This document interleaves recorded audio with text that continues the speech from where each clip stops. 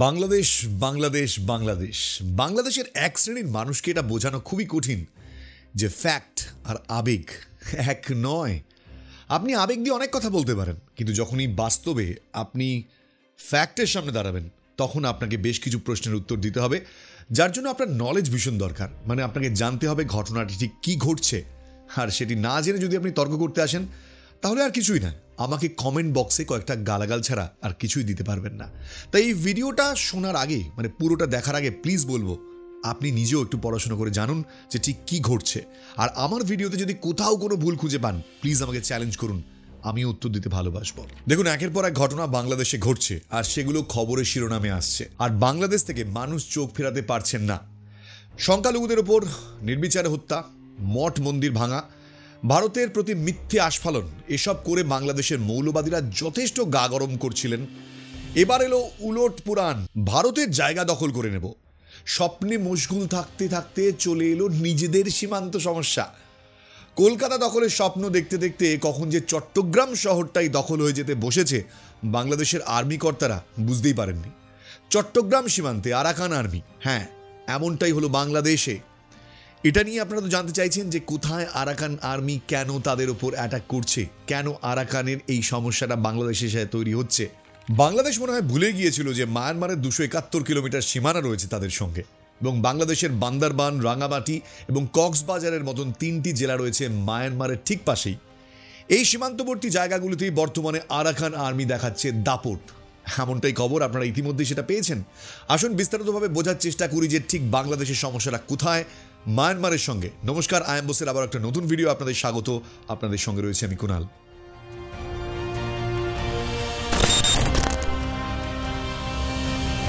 সাম্প্রদায়িক হানাহানির বিষ বাষ্পে জ্বলছে বাংলাদেশ। গোটা বিশ্বের দরবারে নাক কাটা গেলেও ভারত বিদ্বেষ থামছে না কিন্তু বাংলাদেশের। রণহুঙ্কার দিয়েই চলেছেন বাংলাদেশের কট্টরপন্থী নেতারা। কলকাতা থেকে 7 সিস্টার্স পর্যন্ত দখলের ডাক দিয়ে ইতিমধ্যেই সোশ্যাল মিডিয়াতে তারা এবছরের সেরা জোকসের বিশ্ব রেকর্ড করেছেন। ইয়েস, সেরা জোকস। কেন বলছি, গোটা ভিডিওটি দেখতে হবে তার জন্য। সোশ্যাল মিডিয়ার মিমের ঠেলাতেই নাস্তানাবুদ ইউনুস আর তার মৌলবাদী সাঙ্গপাঙ্গরা এবার রক্তচাপ বাড়িয়ে বাংলাদেশের কাঁধের কাছে নিঃশ্বাস ফেলছে এক ভয়ঙ্কর সৈন্যদল, যা দেখেই অনেকেই বলছে ভারতের ঘরে আগুন দেবার স্বপ্ন দেখতে দেখতে কখন যে নিজেদের ঘরের চালে আগুন জ্বলছে বুঝতেই পারেনি ওরা। বাংলাদেশের অন্তর্বর্তী সরকার অনেক তথ্যই গোপন করছেন সেই দেশের মানুষের কাছ থেকে। অনেক ঘটনায় তারা চেপে যাচ্ছেন, না হলে এত বড় সর্বনাশের খবর বাংলাদেশের মানুষকে তারা দিতই দিত। কিন্তু কেন এই শঙ্কা? মুখে না বললেও ভয়ে কার্যত তটস্থ হয়ে আছে বাংলাদেশের সেনা। ওরা এগিয়ে আসছে, ওরা আরাকান আর্মি। এই সৈন্যদল নিয়েই এখন জোরদার চর্চা গোটা বিশ্বে। কেনই বা নিজের পায়ে কুড়ুল মেরে নিজেই বিপদ ডেকে আনছে বাংলাদেশ? কতটা ভয়ঙ্কর এই আরাকান আর্মি? কি তাদের উদ্দেশ্য? আরাকান আর্মি একটি বিদ্রোহী আর্মি। বর্তমানে দেশের মংডু শহরের অধিকার এখন এই আরাকান আর্মির হাতে। ফলে বাংলাদেশের মায়ানমারের প্রায় 350 কিলোমিটার সীমানা পুরোটাই এখন আরাকান আর্মির দখলে চলে গিয়েছে বলে দাবি করেছে মায়ানমারের একাধিক সংবাদ মাধ্যম। বাংলাদেশ মায়ানমারের সীমান্তবর্তী নাফ নদীর মায়ানমার অংশে অনির্দিষ্টকালের জন্য নিষেধাজ্ঞা আরোপ করেছে আরাকান আর্মি। আরাকান আর্মির এই ঘোষণার পর নাফ নদীর নৌ চলাচলের বিশেষ সতর্কতা জারি করেছে আরাকান আর্মি। এখানেই বলে রাখা ভালো যে বাংলাদেশের সীমান্তবর্তী জায়গাগুলোতে বর্তমানে আরাকান আর্মি তাদের দখলদারি বাড়াচ্ছে। প্রশ্ন উঠছে, বাংলাদেশের ভেতরেও কি সাহায্য করার জন্য আরাকান আর্মির লোক মজুত রয়েছে? বারবার উঠে আসছে কুকি চীন বা KNF এর নাম। কুকি চীন বা KNF ইতিমধ্যেই 3টি পার্বত্য জেলায় তাদের শক্ত ঘাঁটি গড়ে নিয়েছে। সীমান্তবর্তী উপজেলা বাগাইছড়ি, বরকল, বিলাইছড়ি, লামা, আলীকদম, রোয়াংছড়ি, রুমা এসবই মূলত তাদের প্রধান টার্গেট। সূত্রের খবর, KMF এর প্রতিষ্ঠাতা নাথান বম ঢাকা বিশ্ববিদ্যালয়ের চারুকলার ছাত্র ছিলেন। পার্বত্য চট্টগ্রাম জনসংহতি সমিতির যুব নেতা ছিলেন। এই সংগঠনটির মায়ানমারের আরাকান আর্মির সঙ্গে ঘনিষ্ঠ যোগাযোগ রয়েছে বলে খবর। এটাও দাবি করা হচ্ছে যে আরাকান আর্মির হাতে বর্তমানে 38,000 সেনা রয়েছে। এবার আপনাদের জানাই যে এই আরাকান আর্মি কারা, কি চায় তারা। আরাকান আর্মি সম্পর্কে জানতে হলে আমাদের আরাকান জাতি সম্পর্কে ধারণা পাওয়া ভীষণভাবে দরকার। আরাকান কারা? ভাগ্য দুর্বিপাকে বর্মা তথা মিয়ানমার বা মায়ানমারের দখলে চলে যাওয়া আরাকান তথা রাখাইন রাজ্যটি আসলে একটি স্বতন্ত্র দেশ এবং রোহিঙ্গা এবং আরাকানিয়া একটি স্বতন্ত্র জাতি। মধ্যযুগীয় আমলে আরাকান রাজ্য মানে স্থানীয় নাম স্মরাউক উ রাজ্য ছিল এই আজকের মিয়ানমার রাখাইন অঞ্চলে অবস্থিত একটি উপকূলীয় রাজ্য, যা প্রায় 350 বছর ধরে বিদ্যমান। এটি বঙ্গোপসাগরের উপকূলের কাছে ম্রকু শহরে অবস্থিত। উপকূলীয় রাখাইন প্রদেশ অতীতে স্বাধীন আরাকান রাজ্য হিসেবে পরিচিত ছিল। 18 শতকে বার্মিজদের আগ্রাসনে অঞ্চলটি সার্বভৌমত্ব হারায়। তারপর থেকেই চলছে এই সার্বভৌমত্বের লড়াই। বর্তমান রাখাইন মিয়ানমারের পশ্চিম অঞ্চলে অবস্থিত একটি প্রদেশ। এর উত্তরে রয়েছে চীন, পূর্বে ম্যাগওয়ে অঞ্চল, ব্যাগো অঞ্চল এবং আইয়ারওয়াদি অঞ্চল, পশ্চিমে বঙ্গোপসাগর এবং উত্তর পশ্চিমে বাংলাদেশের চট্টগ্রাম বিভাগ। আরাকান পর্বতমালা দিয়ে এটি মিয়ানমারের মূল ভূখণ্ড থেকে আলাদা। রাখাইন রাজ্যের আয়তন হচ্ছে 36,762 বর্গ কিলোমিটার। রাজধানীর নাম সিত্তে। আজকের এই নির্যাতিত আরাকানের রয়েছে গৌরবময় অতীত। একসময় আরাকান রাজ্যের রাজা বৌদ্ধ হলেও তিনি বাঙালি উপাধি গ্রহণ করতেন। আরাকান রাজদরবারের কাজ করতেন অনেক বাঙালি। বাংলার সঙ্গে আরাকানের ছিল গভীর রাজনৈতিক এবং অর্থনৈতিক সম্পর্ক। 1406 সালে আরাকানের স্মরাউক উ রাজবংশের প্রতিষ্ঠাতা নরবিখলা ক্ষমতাচ্যুত হয়ে পালিয়ে বাংলার তৎকালীন রাজধানী গৌড়ে চলে এসেছিলেন। গৌড়ের শাসক জালালউদ্দিন শাহ নরমিখার সাহায্যে 30,000 সৈন্য পাঠিয়ে বিতাড়নকারী বর্মী রাজাকে উৎখাতের সাহায্য করেন। সোলায়মান শাহ নাম নিয়ে আরাকানের সিংহাসনে বসেন। ম্রাউক উ রাজবংশ 100 বছর আরাকান শাসন করেছে। এর ফলে সেখানে মুসলিম ব্যবসায়ী, বুদ্ধিজীবী, কবি ও শিল্পীদের পৃষ্ঠপোষকতা বৃদ্ধি পায়। অনেকের মতে রাখাইন শব্দটি এসেছে পালি শব্দ রাক্ষপুরা, সংস্কৃত হচ্ছে রাক্ষসপুরা থেকে, যার অর্থ রাক্ষসদের দেশ। খুব সম্ভবত এই অঞ্চলে বাস করা নেগ্রিটো আদিবাসীদের জন্য এই নাম দেওয়া হয়েছে। রাখাইন রাজ্য নিজেদের ঐতিহ্য এবং নৈতিকতা ধরে রাখতে এই নামই বহাল রেখেছে। তাদের ভাষায় রাখাইন শব্দের অর্থ যে নিজের জাতিসত্তা ধরে রাখে। রাখাইন ভাষায় তারা তাদের দেশকে বলে রাখাইন প্রে। রাখাইন আদিবাসীদের অবশ্য বলা হয় রাখাইন থা। ধারণা করা যায় যে ব্রিটিশ উপনিবেশিক সময় রাখাইন নামটি পর্তুগিজ অপভ্রংশে আরাকান নামে পরিবর্তিত হয়েছিল, যা এখনও ইংরেজিতে সমানভাবে জনপ্রিয়। আরাকান আর্মি এ রাখাইন মানে আরাকান রাজ্যভিত্তিক একটি বিদ্রোহী গোষ্ঠী হিসেবে অভিহিত করেছে Myanmar. Arakan army United league of Arakan ULA এর সামরিক শাখা। আরাকান আর্মির কার্যক্রম মূলত রাখাইন এবং চীন রাজ্যকেন্দ্রিক হলেও দলটি গঠিত হয়েছিল চীন সীমান্তবর্তী কাচিন রাজ্যে। তাদের সহায়তা করে আরেক সশস্ত্র বিপ্লবী সংগঠন কাচিন ইন্ডিপেন্ডেন্স আর্মি। আত্মনিয়ন্ত্রণের অধিকারের দাবি তুলে আরাকান আর্মি গঠিত হয় 10 এপ্রিল 2009 সালে। 26 জন পুরুষকে নিয়ে যাত্রা শুরু করে এই আরাকান আর্মি। শুরুর দিকে ছিল রাখাইন তরুণ এবং ছাত্রদের একটি ছোট্ট দল।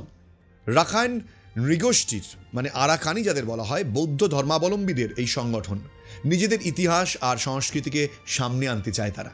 মিয়ানমারের উত্তর চীন সীমান্তবর্তী কাচিন রাজ্যে কাচিন ইন্ডিপেন্ডেন্স আর্মি KI তাদের সহায়তায় এই দলটি গঠিত হয় এবং সেখানেই তারা প্রশিক্ষণ নেয়।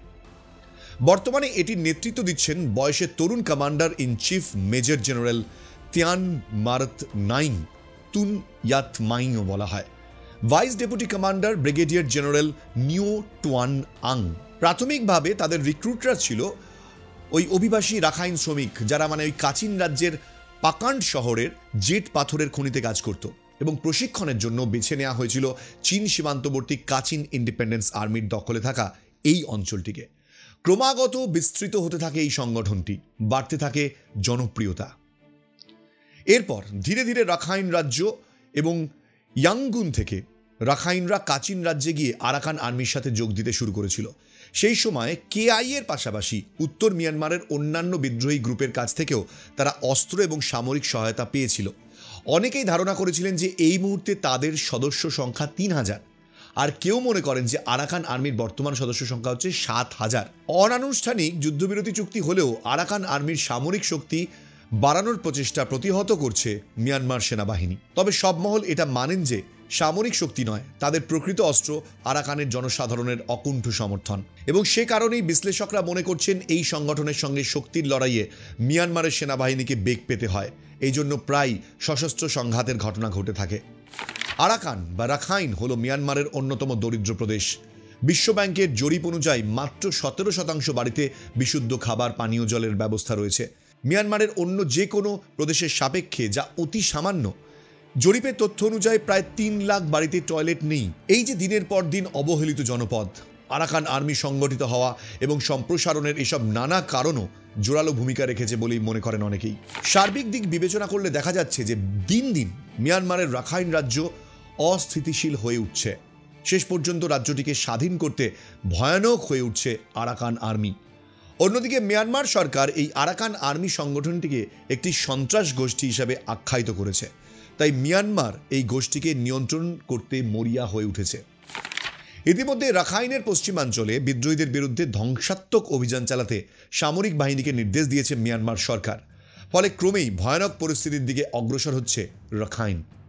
2015 সাল থেকে তারা তাদের অস্ত্রশস্ত্র এবং প্রশিক্ষণপ্রাপ্ত সেনাদের রাখাইন রাজ্য ও পার্শ্ববর্তী চীনে পাঠানো শুরু করে। পরের 3 বছর মিয়ানমার সেনাবাহিনীর সাথে তাদের সশস্ত্র সংঘাত অব্যাহত থাকে। 2019 সালে এসে বিচ্ছিন্ন সংঘাত অবশেষে রক্তক্ষয়ী সংঘর্ষের রূপ নেয়।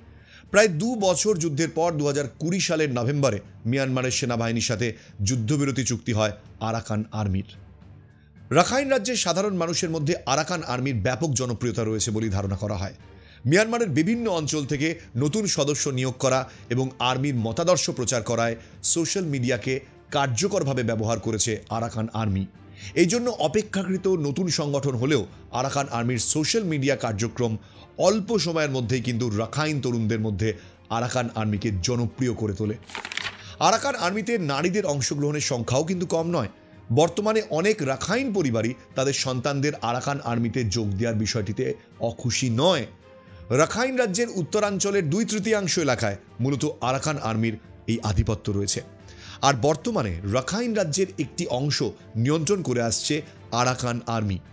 রাখাইন রাজ্যের দক্ষিণের 1/3 এলাকায় মূলত বার্মিজ বামার জনগোষ্ঠীর বাস, যেখানে আরাকান আর্মি ততটা শক্তিশালী নয়। রাখাইন থেকে বাংলাদেশে পালিয়ে আসা রোহিঙ্গা জনগোষ্ঠীকে ফিরিয়ে নেওয়ার ব্যাপারে আরাকান আর্মির অবস্থান সুনির্দিষ্টভাবে জানা যায় না। তবে তাদের কমান্ডার 2021 সালে দেওয়া এক সাক্ষাৎকারে বলেছিলেন, রাখাইনে থাকা রোহিঙ্গাদের আরাকান আর্মির প্রশাসনিক কার্যক্রমে সম্পৃক্ত করার ইচ্ছা পোষণ করেছিলেন তিনি। আরাকান আর্মির উদ্দেশ্যটা কি? বহু জাতিগত আরাকানি জনসংখ্যার জন্য তারা আত্মনিয়ন্ত্রণ, আরাকান জনগণের জাতীয় পরিচয় এবং সাংস্কৃতিক ঐতিহ্য রক্ষা ও প্রচার এবং আরাকান জনগণের জাতীয় মর্যাদা এবং সর্বোত্তম স্বার্থের পক্ষে সমর্থন দিয়ে আসছে তারা।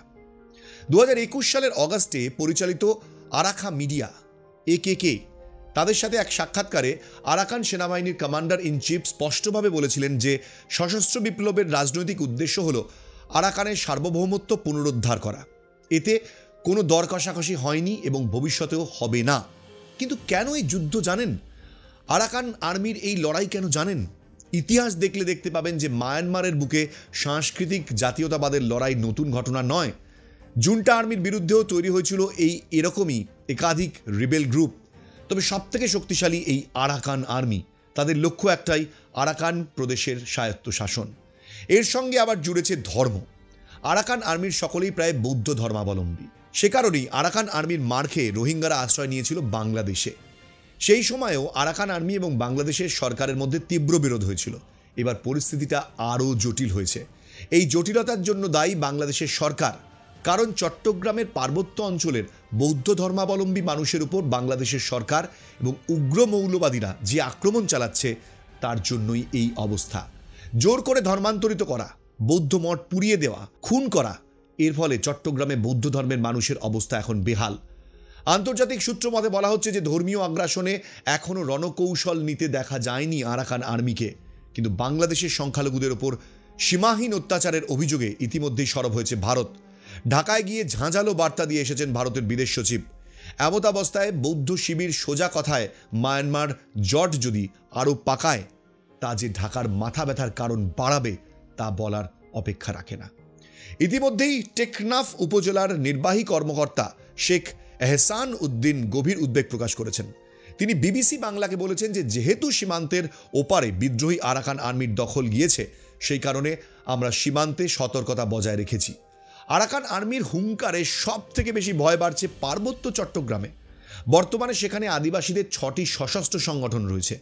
শোনা যাচ্ছে এদের মধ্যে সব থেকে বেশি শক্তিশালী হচ্ছে JSS। অনেকেই অনুমান করছে এই জেএসএস এর হাতে প্রায় 50 থেকে 1 লক্ষ পর্যন্ত সশস্ত্র যোদ্ধা রয়েছে। এরা আবার পার্বত্য চট্টগ্রামের স্বায়ত্তশাসন চায়। এদিকে আরাকান আর্মি বাংলাদেশের সীমান্তে 271 কিলোমিটার দখল করে বর্তমানে বান্দরবানে ধীরে ধীরে পা বাড়াচ্ছে। গভীর অরণ্যে ঘেরা বান্দরবানে কিভাবে গরিলা যুদ্ধ করতে হয় সেটা আরাকান আর্মি ভালোই জানে, তাই বান্দরবান তাদের শক্ত ডেরা। বান্দরবানের রুমা উপজেলার প্রাংশসা সীমান্ত দিয়ে আরাকান আর্মির অনুপ্রবেশ ঘটেছে বলেই মনে করা হয়েছে। এবার কেন চাপ বাড়ছে বাংলাদেশের, চলুন সেটা শুনি। সীমান্ত এলাকার সংডু, বুথিডং, পালেতাওয়ালা দখলে নেওয়ার দাবি ইতিমধ্যেই করেছে আরাকান আর্মি। কয়েক মাস ধরেই লাগাতার জুন্টা বাহিনীর সঙ্গে লড়াইয়ের পর সংডু শহরের দখল নেওয়ার দাবি করেছে আরাকান আর্মি। ব্যাস, এরপর থেকেই চিন্তার ভাঁজ বাংলাদেশের কপালে। পরিস্থিতি যে হাতের বাইরে যাচ্ছে তা আগেই আঁচ করেছিলেন কয়েকজন বাংলাদেশের সেনাকর্তা, কিন্তু সেই বিষয়ে আমল না দিয়ে ভারতের সম্পর্কে হাস্যকর লাফ ঝাপ দিয়ে ইতিমধ্যেই শীতের সার্কাসের সেরা জোকারের শিরোপা তো ইতিমধ্যেই জিতে নিয়েছেন মোহাম্মদ ইউনুস। এদিকে রোহিঙ্গা করে লাফালাফির ফলও হাতে নাতে পেয়েছে বাংলাদেশ। গত ফেব্রুয়ারিতে কতগুলো রোহিঙ্গা সংগঠনের নেতাদের অস্ত্রশস্ত্র আটক করতে দেখা গিয়েছে বাংলাদেশের পুলিশকে। কক্সবাজারের স্থানীয় প্রশাসনও নতুন করে উদ্বেগ প্রকাশ করেছে। রোহিঙ্গা প্রেমে মাতোয়ারা বাংলাদেশ এবার বুঝতে পারছে আন্তর্জাতিক রাজনীতির ইকুয়েশন ঠিক কতটা জটিল। এবার আবার নতুন করে রোহিঙ্গা অনুপ্রবেশ হতে পারে বলেও অনেকেই আশঙ্কা করছেন। বাংলাদেশের সংখ্যালঘু নির্যাতনের আবহে ভারত বাংলাদেশ দ্বিপাক্ষিক সম্পর্কের টানাপোড়েন চলছেই। এই আবহে নতুন মাথা মায়ানমার। এই অবস্থায় প্রতিবেশী মায়ানমারের সীমান্তে যে অস্থিরতা পরিস্থিতি জটিল হচ্ছে তা বুঝতেই পারছেন না তারা। কি হতে পারে এবার চলুন একটুখানি আপনাদের দেখিয়ে দিই। বাংলাদেশের মানুষজন ভালো করে শুনুন। বাংলাদেশের অর্থনীতিতে নতুন করে চাপ আসতে পারে আপনাদের। ভারতের সঙ্গে সম্পর্ক নষ্ট হয় এবার মায়ানমার ইস্যুতে ভুগতে হবে ইউনুসকে, কারণ মায়ানমারের সঙ্গে বসে আলোচনা করার পরিস্থিতি তিনি নিজেই বন্ধ করে দিয়েছেন ভারতকে চটিয়ে। বাংলাদেশের ভেতরে যেভাবে আওয়ামী লীগ সহ মুক্তিযুদ্ধের বুদ্ধিজীবীদের হত্যা করা হচ্ছে সেটা নিন্দনীয়। এই পরিস্থিতিতে তাদের সুপরামর্শ দেওয়ার মতন কেউ নেই। পাকিস্তানের সঙ্গে হাস্যকর জোট বেঁধে এমন এক অর্থনৈতিক সমঝোতা করে যাচ্ছে বাংলাদেশ, যার ফলে নিজেরাই ফাঁপড়ে পড়ে যাচ্ছে। আন্তর্জাতিক বাণিজ্যের আঙ্গিকে চট্টগ্রামে একমাত্র বন্দর যেটা বাংলাদেশের ভরসা, সেটাও এবার দোলাচলে। ধর্মীয় সাম্প্রদায়িক জিগির তুলে একমাত্র বন্দরের সর্বনাশ হবে, চিরতরে ব্যবসার জায়গাটা ধ্বংস হবে। 6, আবার রোহিঙ্গা অনুপ্রবেশ হলে বাংলাদেশের রাজনৈতিক ভারসাম্য আচমকাই ওলটপালট হয়ে যেতে পারে, যেটা সামাল দেয়া ইউনুসের পক্ষে প্রায় অসম্ভব। বাংলাদেশ মায়ানমার সীমান্তে উত্তেজনা চরমে। এবার রোহিঙ্গা শরণার্থী শিবির এবং বাংলাদেশের বিখ্যাত সেন্ট মার্টিন দ্বীপের নিকটবর্তী হওয়ায় এই এলাকাটা শুধু কৌশলগতভাবে গুরুত্বপূর্ণ নয়, খুবই সংবেদনশীল। বাংলাদেশের মানচিত্র দেখলেই বুঝবেন কিভাবে দুটো দেশের সঙ্গে ওরা স্থলভাগ শেয়ার করে। এক ভারত রয়েছে 3 দিক জুড়ে, অন্যদিকে একদিকে মায়ানমার। এই দুটো দেশের সঙ্গে অকারণে শত্রুতা করে তার ফল পাচ্ছে বাংলাদেশ। 9 নম্বর, এখন বাংলাদেশ যেভাবে ভারতের ক্ষতি করতে চাইছে সম্পূর্ণ অকারণে, সেখানে ভারতকে এবার কৌশলগত কারণে আরাকান আর্মির সঙ্গে ভালো সম্পর্ক করতেই হবে। এখানেই নিজের স্থলভাগের সম্পূর্ণ অংশ উত্তপ্ত করে তুলেছে বাংলাদেশ।